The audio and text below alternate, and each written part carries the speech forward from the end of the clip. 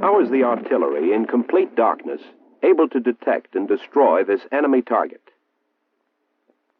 Radars like the TPS-25, a transportable battlefield surveillance radar, under certain conditions can take the place of sight. The radar's RF pulses cut through most atmospheric obstructions and darkness. In addition, this radar, through use of the Doppler technique, produces an audio signal from moving targets, facilitating target detection. The produced sound is also the characteristic signature of the type of target.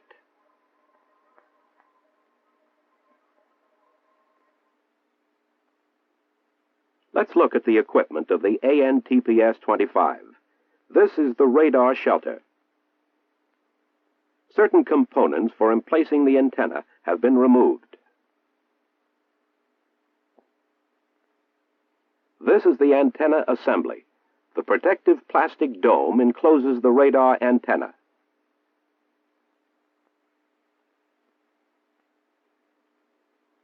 There are 3 antenna mass sections used to obtain various antenna heights.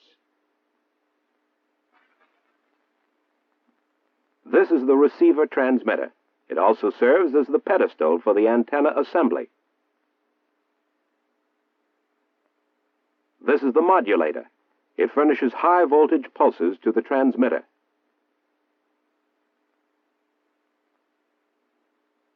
And this is the accessory equipment used to emplace the antenna.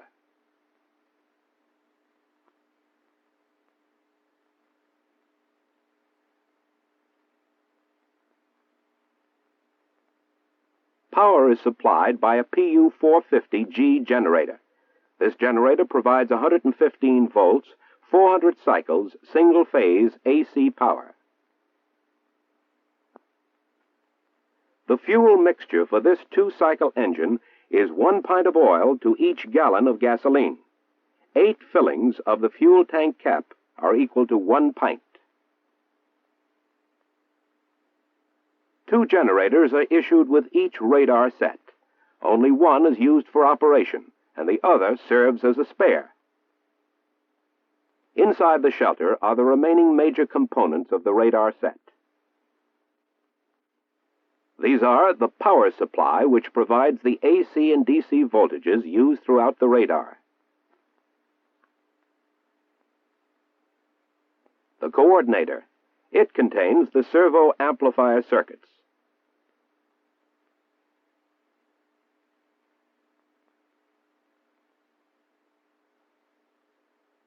The radar set control contains the controls and components for operating the radar, and this is the plotting board for the map. And here's something new in field artillery radar, a loudspeaker which presents the moving target in sound.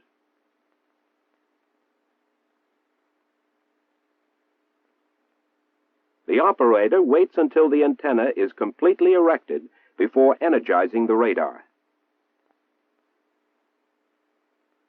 A boom is used to gain the necessary leverage to erect the antenna. After it has been partially erected, the boom is removed.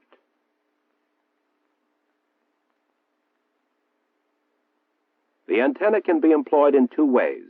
The dome can be placed directly upon the receiver transmitter or on 1, 2, or 3 mast sections, giving it a total height of 25 feet.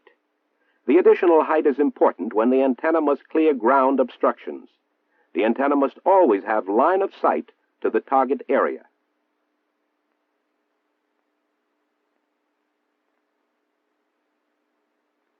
During the antenna emplacement, certain pre-operational checks are made inside the radar shelter. All power switches must be off.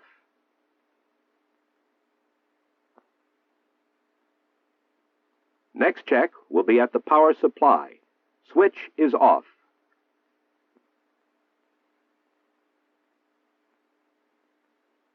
Then, on the radar set control, the auto manual switch should be set at the manual search position, mode 3. Having completed the pre-operational checks, the operator orders the starting of the generator.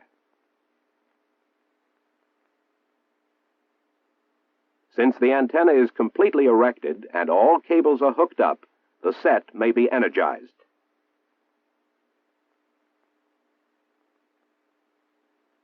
The main circuit breaker is turned on to bring power to the distribution box.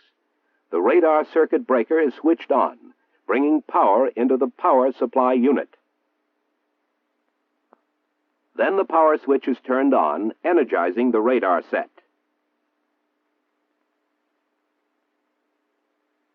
Next, generator line voltage is checked on the coordinator.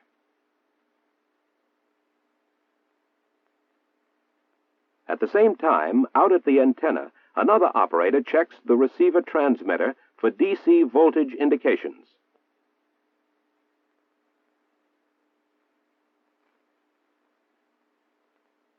Further checks must wait until a 3 to 5 minute warm-up period has elapsed, permitting the transmitter to be turned on.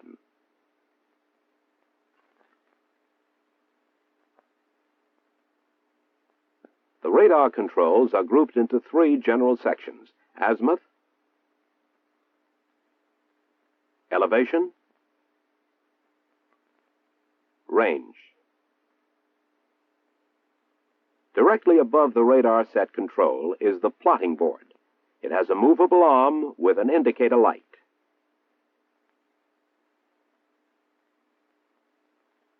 They respond to the action of the azimuth and range controls.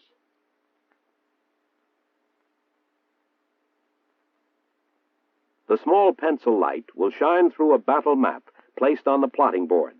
It indicates the position of the range gate as set on the radar set control.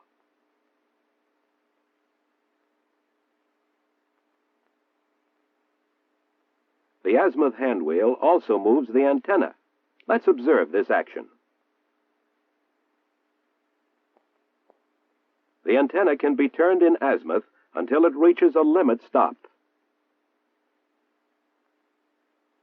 Then it must be reversed and rotated in the opposite direction. When it is reversed, it can be rotated 6,750 mils to the other limit stop. This gives a full 6,400 mils azimuth coverage with a 350 mil overlap.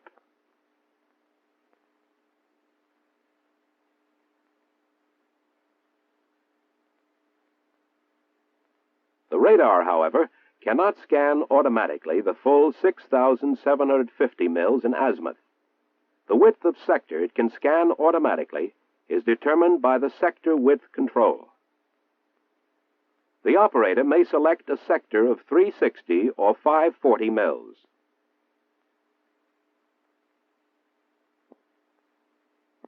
The elevation controls are in the center section. By turning the hand wheel, the antenna can be elevated to plus 265 mils and depressed to minus 265 mils. The right section of the panel contains the range controls. The radar's minimum range is 450 meters. Its maximum range is 18,280 meters. The plotting board is designed to operate with either a 1 to 25,000 or 1 to 50,000 scale map, simply by turning the map scale switch to the proper position. The 3 to 5 minute warm-up period has elapsed, and the radiate switch is turned on.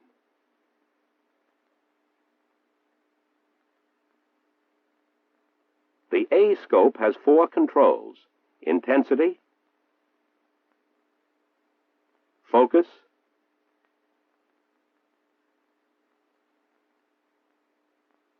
scope gain,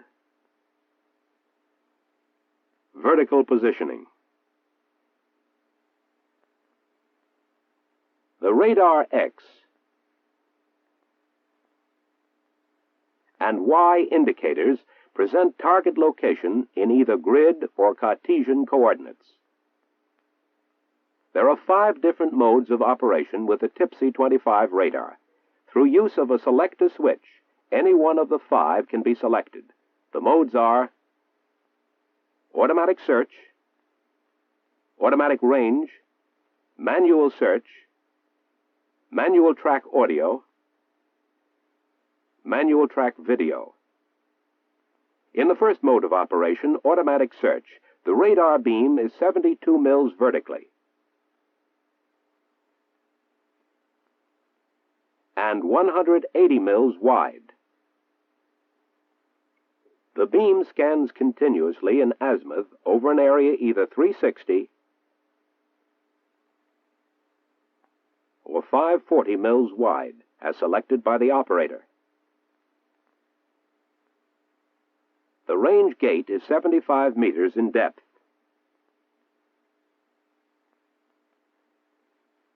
In this mode of operation, the range gate strobes out along the radar beam 900 meters from any selected range setting. The operator can change the 900-meter area simply by turning the range hand wheel.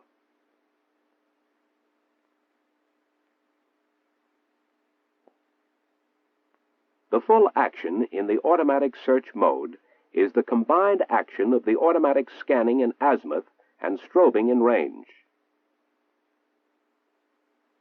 In Mode 2, the automatic range mode, the range gate strobes automatically, but azimuth is manually controlled. In Mode 3, the manual search mode, the operator has manual control of the radar beam in azimuth and range.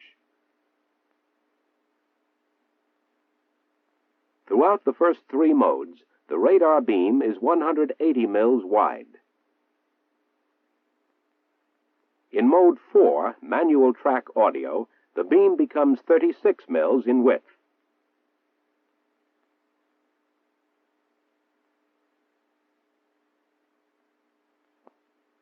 Azimuth and range are manually controlled.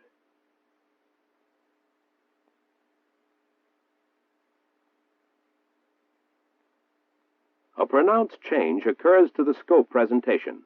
Instead of the normal video presentation, there is a presentation of the audio return on the scope.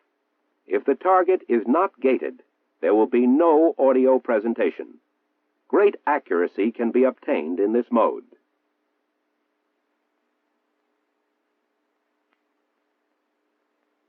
When the selector switch is in Mode 5, the radar beam is still 36 mils wide, and the operator still has complete manual control in azimuth and range. However, the presentation of the scope reverts to normal. This allows the operator to view both the target and the range gate, making it easier to detect the target as it moves along. Only when the target is properly gated is an audio return from the target possible. In all 5 modes of operation, the elevation of the radar beam is controlled manually. To operate properly, the radar set must be oriented. First, let's proceed with antenna orientation. The antenna must be oriented electrically, as it has no means of optical orientation. Here's how it's accomplished. At a previously surveyed point at least 450 meters away from the radar, a simulated target is employed. Almost any moving reflective object will suffice.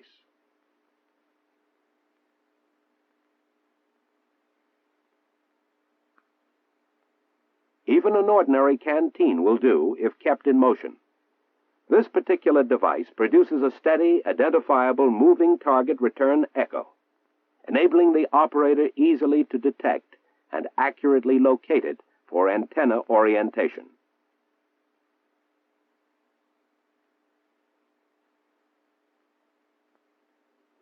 The first step in orienting the antenna is to declutch the plotting board arm.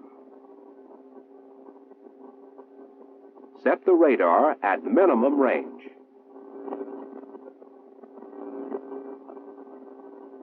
Place the selector switch at mode 2 for automatic range operation. While the radar strobes automatically in range, the operator searches in azimuth by manual control to detect the simulated moving target. There, a moving target, the simulated target for orientation. Once the target has been identified, the operator places the selector switch to mode 3 for manual search. Having manual control of range, azimuth, and elevation, peak the target return. To pinpoint the exact location of target, he places the selector switch in mode 4, manual track audio. With the narrow beam, the target is peaked again. On the A-scope, the audio presentation is now visible. When the horizontal lines are widest apart and the sound is at maximum amplitude, the antenna is pointed exactly at the target. The operator declutches the azimuth orientation control, disengaging the antenna from the azimuth hand wheel, and sets the grid azimuth from the antenna to the orienting point on the azimuth counters. He then tightens the azimuth orientation control knob and loosens the lock nut. The antenna and the azimuth counter are now synchronized. Antenna orientation is completed. The next step is to orient the plotting board. The exact location of the antenna site must be clearly marked on the map. An azimuth reference line must be drawn from the antenna position. Set the range to 0 by placing the map 0 switch to the 0 position. Manually rotate the range coupling. It is located between the radar set control and the plotting board. Bring the range to 0. Place the map on the plotting board. Make sure the antenna site is directly over the indicator light and that the area of interest is in the center of the board. Secure the map firmly. Never fold the map into double thickness over the plotting board. It will obscure the light. Roll up any excess. If it can't be rolled up, cut it off. Turn the map 0 switch from 0 to the operate position. Rotate the range hand wheel so that the indicator light is placed near maximum range.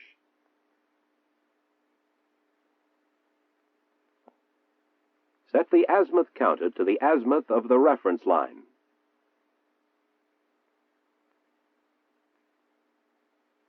Bring the indicator light directly under the reference line using the plotting board arm control knob. Then lock it.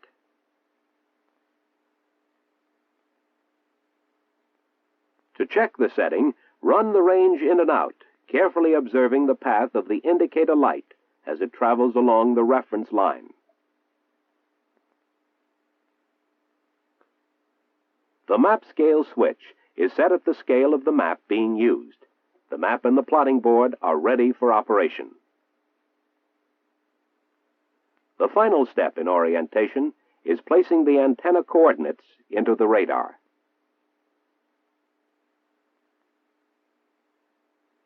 First, set the elevation at 0 mils. Set the range at 18,000 meters.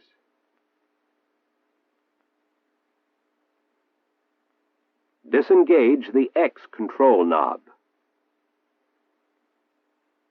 Disengage the Y control knob. Set the azimuth counter either to 0 or to 3200 mils as the situation requires.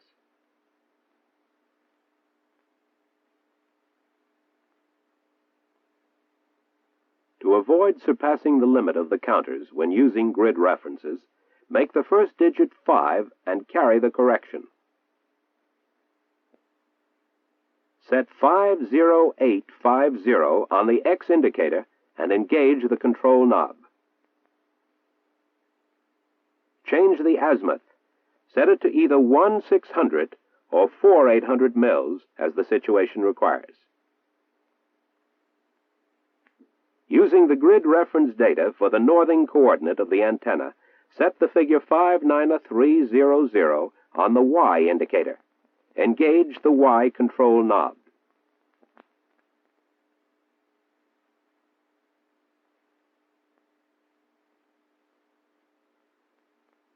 Write the correction figures on the radar set control.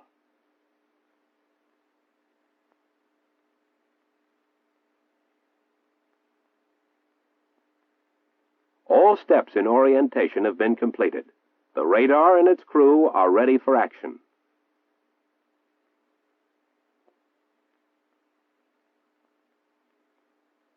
Now let's look in on a Tipsy 25 operating within an area of suspect enemy activity, assigned as a general area of surveillance for the radar.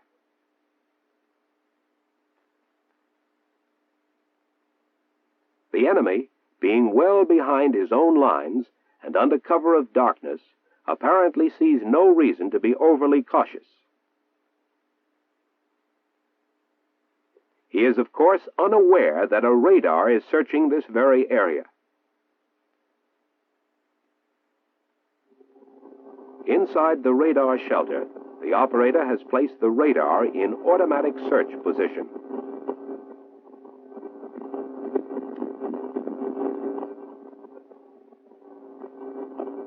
He monitors the loudspeaker and the A-scope for the returns from the scanning beam and the strobing range gate.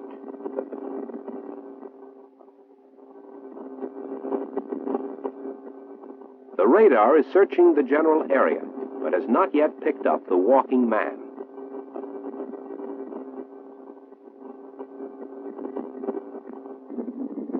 Now there, his presence has been detected.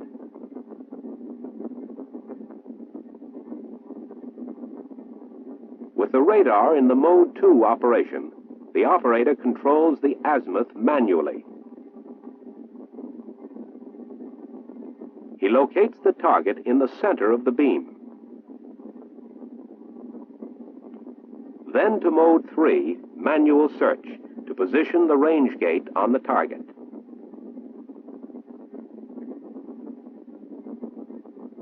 This is a well-trained operator. He knows from experience the sound from the loudspeaker is the characteristic signature of a walking man. To keep the target gated, he makes constant slight adjustments. There he goes into Mode 4 for accurate tracking of the target. The radar beam changes to 36 mils, and the scope shows an audio presentation. As he pinpoints the target, notice the horizontal lines on the scope.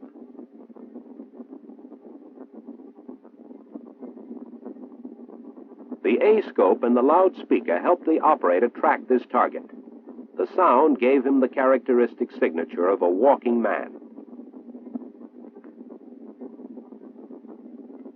Now the target information is reported in location and identity. A walking man.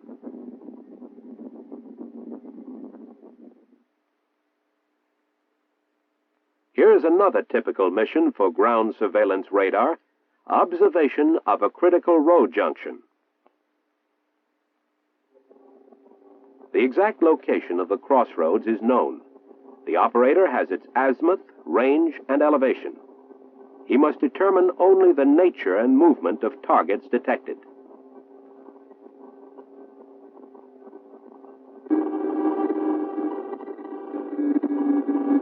There's a moving target. Listen to the sound. The operator recognizes that sound as clearly as if he were actually at the crossroads seeing a wheeled vehicle. The operator knows just by the audio return that it is a moving vehicle, and even more particularly, that it is a wheeled vehicle.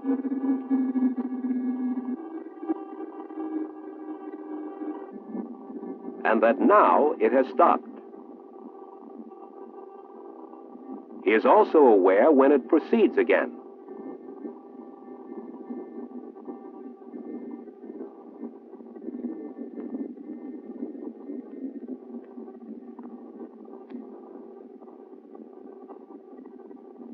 Remember, this is an audio signal developed from the RF return. It is this characteristic sound that enables target identification. Let's have one more example. A major road under radar surveillance. The radar is in mode 2, automatic range, strobing along the road. Mode 2 operation gives the operator manual control of azimuth, but the range gate is in automatic strobing. Remember, there will be no audio return from any moving target unless it is in the range gate. There's a moving target.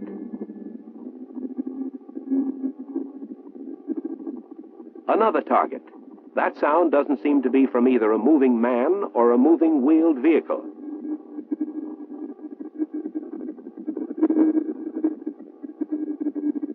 The operator places the radar in mode 5 and determines what those targets are. Track vehicles, in this case, armored personnel carriers.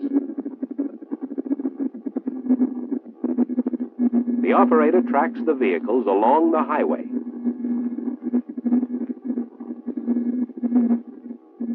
Note how the indicator light shows the operator the location and travel of the moving target. It is quite easy for the operator to follow the target in this instance, simply by moving the indicator light along the highway as depicted on the map and listening to the sound. And radar, the electronic eye of the artillery, reports another enemy target.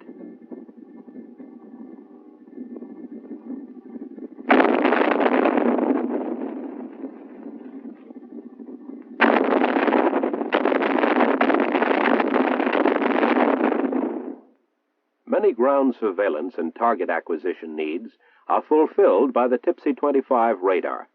Its capabilities and employment techniques are not limited to the few examples presented here.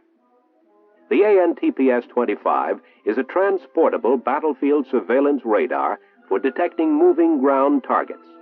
Knowing its capabilities, becoming expert in its operation, may mean the difference between failure or success in battle.